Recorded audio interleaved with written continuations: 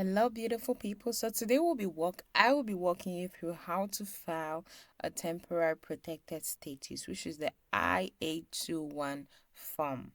So once you're on this website, which I'm going to put the link there, you go to my account, you go to file a form, and then it'll take you to file a form page, and then you go to select your form, and you have to check and choose the I-821 form, which will be clearly written the application for temporary protected status TPS.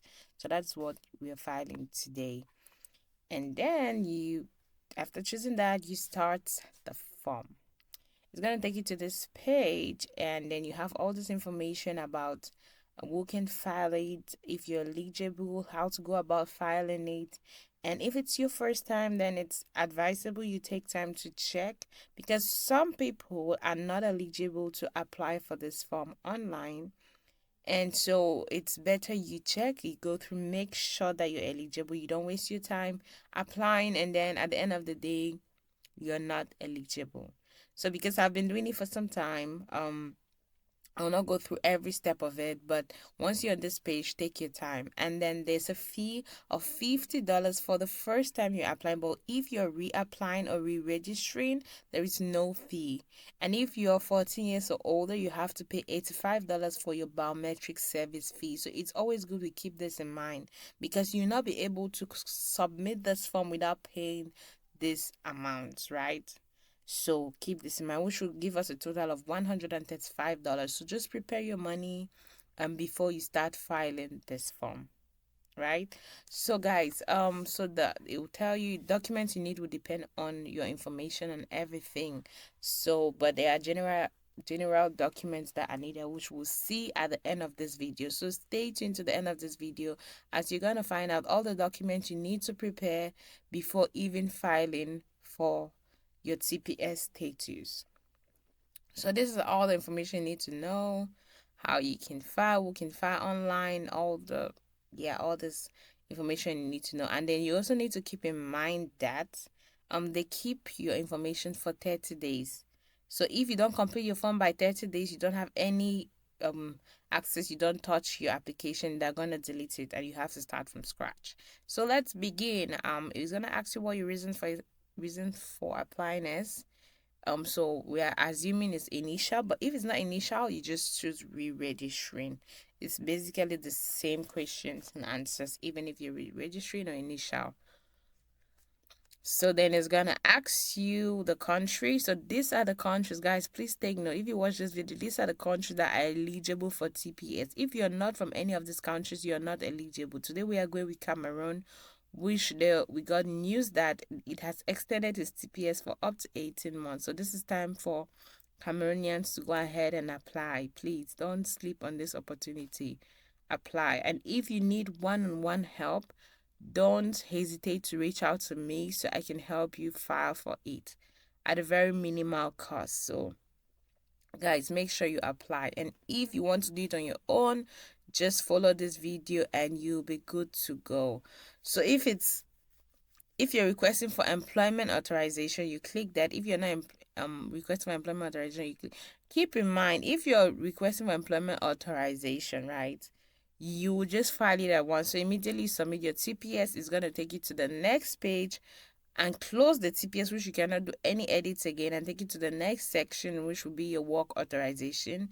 And there is an additional fee of $410 that you have to pay, plus the $135.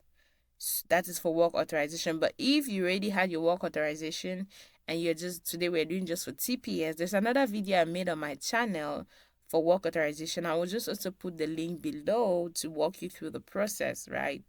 So for TPS in particular, if you're filing together with your work authorization, you have to pay that fee if you're filing online. So it's good you keep this in mind so your money is ready before you even start the process, which will take it, if I'm not wrong, it's like $585. Maths should not fail me today. Yeah, something like that. But yeah, it's 410 plus 135 plus one. Okay, 545, something like that. Yeah, $45. So that is what you're gonna be paying. And then, yeah, they're gonna ask you other questions. I hope you're following the screen while I was still talking about the work authorization.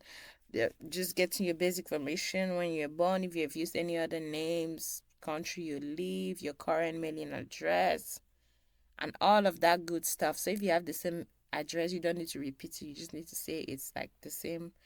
Your physical address is your mailing address, so you just don't need to stress about that. Going on, yeah, is your current address the same? Yes, it is. If it's not, you just tell them and they'll tell you to put in the address. Your date of birth, any other date of birth you have used. You know, some people have 25 date of birth. They celebrate birthdays every day. They understand that every month you have a birthday. Fine, put all of that in there. And what is your city, town, or village of birth? I mean, yup, I think you should know that. Which country were you born? So it doesn't really matter the country. I mean, put your actually country of birth, but knowing that if you should have nationality in one of the countries that were mentioned in the initial application, like where you saw us seeing Nicaragua, Cameroon, all these countries, you should be eligible to be under TPS. You should have a nationality in these places, right? It doesn't matter where you're born, you can still have nationality in another country. So that's the main thing. You should have nationality. Guys, know your weight, your eye color, your height, your hair color before starting the application because they're going to ask you all those questions. And what countries have you lived in before coming to the United States? Probably the country you left before coming. Yeah, yeah. If you have lived in a couple of countries, you just need to click on add country, but you need to put the initial one first.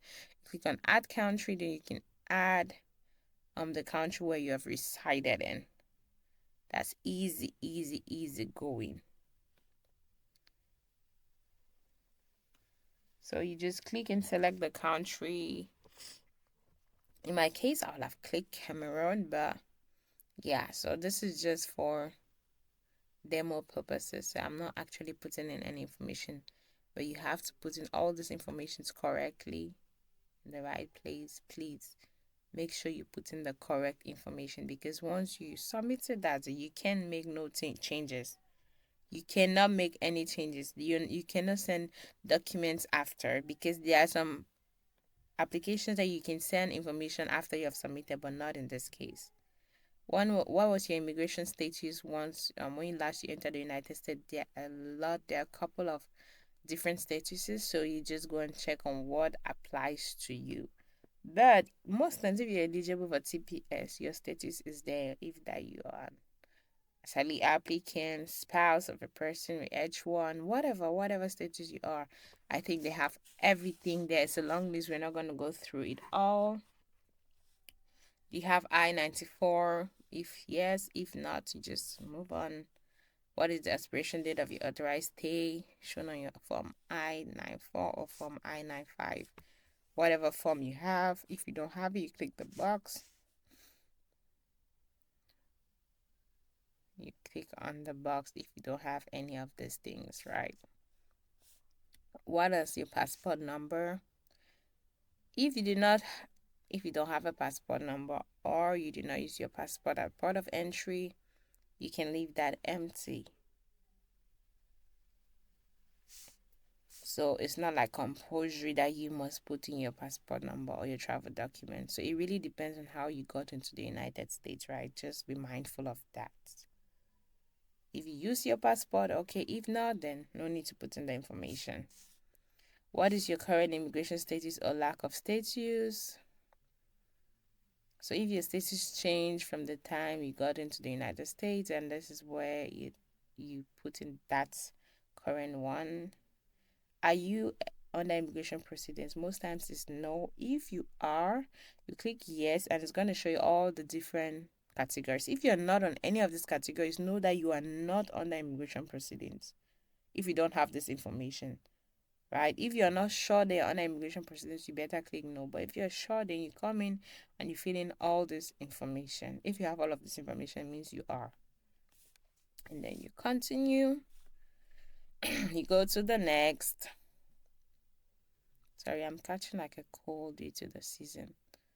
And that's why my voice is sounding like this. If you have an A number, you put it in. If you don't have it, you click on the box. If you have a USCIS number, if you have an account, USCIS account number.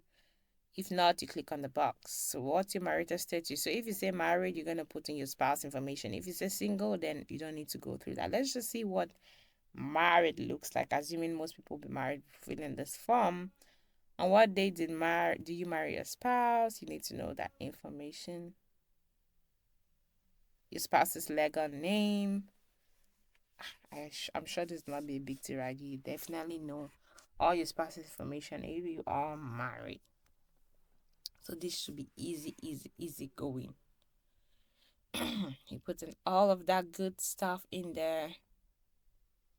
Their given name, their middle name, if applicable, is not a must. Their family name, and their mailing address. If they are not in the US, you put in the address where they are currently residing, their date of birth, when the date you got married.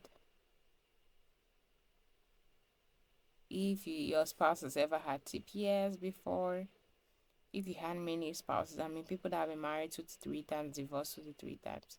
So you add that. If you have any children and you want to add them, you add that there. So once you click on your add child, you have to put in your child's information. So if you have a child, you should prepare that information before you start filing for your TPS. And then it'll ask you if you're a guardian or accompany somebody who has been found inadmissible or has a disability. Most times it's no. If you have a communicable disease, if you have a mental disorder, hopefully no. They'll ask you your country of nationality. When you enter, they're just kind of repeating the script. When you enter the United States, if you ever traveled to other countries, have you ever unlawfully voted in the United States? Okay, so from here, right, guys, most of the questions, in fact, all of the questions is no for most people. But there's some exceptions. So take your time and read the questions. Because it's all about, yeah, they're checking your crime level or if you're a criminal or something. So they'll be asking, have you committed fraud? Have you stolen before? Have you harmed anybody before? Have you done anything in the US? Shot a gun, imposed any civil law? Like, they're just trying to see if you've violated any law of any kind. So the questions are so many. It goes on and on and on and on. They're like, if I'm not wrong, there are like 35 questions there. That is just yes or no. And for most people, the answer is a no. But if you have committed any crime of any manner and you're not sure, please go ahead and read it and make sure it's no. Hopefully, it's no, because even one yes might really, really reduce your chances of even getting approved. I'm gonna be honest. So, hopefully, all of these questions you should go and answer a no, but you have to be truthful. If there's something you have done, because yeah, you just need to be able to back it up, right? There might be a reason, a tangible reason, or a proof or a document that they'll ask you to prove it if you're clear now. So, if it's a yes, just prepare that document for any of the questions. By the moment, it's a no. Hopefully, it's a no for all of us. So you just keep going. They'll ask you so many questions. Yeah, I'm just going through it a little bit quickly because there are so many and we don't have all day to go through the questions. But once you're actually applying, if you have any questions or anything, please feel free to reach out. If you need one-on-one help, one-on-one support, please feel free to reach out. But stay tight, hold on, because we are going to one of the most important parts of this video, which is the documents you actually need. Lucky enough, TPS is not requiring a lot of documents. But yes, you need those documents and you also need your money to file online. Okay, so if you want to waive, you can reach out to me. I can guide you on how we can waive that fee together. and you just have to pay me a little bit fee, which is even less than what they're requesting. So that is also a service you can get from me. But if you want to go ahead and apply online, you're most welcome. Hopefully this video helps you. Yeah, we're just scrolling and scrolling, and I'm talking, and I'm hoping your day is going well while you're watching this video. Those in the US, hopefully, yeah, you should be watching this from the US for you to be able to apply. Do you practice polygamy? I mean, when I saw this question, I'm like, oh, really? They ask this kind of questions too. Yeah, but if you do, you say yes. If not, no. So I was like, okay, nice. And I hope your day is going well. The weather is good. Hope you're not under the weather. I'm a little bit under the weather because, I mean, places are getting really cold. You just get up with cold, runny nose, and all of that stuff. But it's live, and we just have to stay positive. We keep going, and we keep looking out for the future and hoping for better days and enjoying every second. Wow, we've gone to the main part, proof of identity and nationality. So you either have to give your passport, birth certificate, or any identity documentation that has a photo and your fingerprints. And these are the acceptable format, right? You go, you choose, you upload your file, and then you go to the next. Proof of residence, there are a couple of things. There's an employment record, is one of them, not all of them. So you should have one of them. If you're already working, you have to show your employment records to show. You need to be sure that you're living in the US. That's the main idea.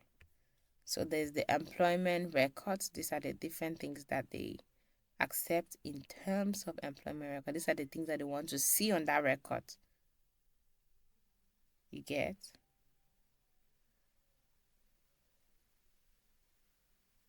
Yes. So these are the things they are looking out for: school records, medical records, church records, and all of that good stuff. If you have any of them, church attestation, or if you need to make it at that point, you can do proof of entry, your form, your passport, or your immigration document. Any immigration document that shows that you actually entered the United States. I mean, everybody should have at least something showing that you entered the United States. And if you have any additional information, you just put it there. Then here now they'll tell you about your fee. As I earlier mentioned, it's $135. So prepare it.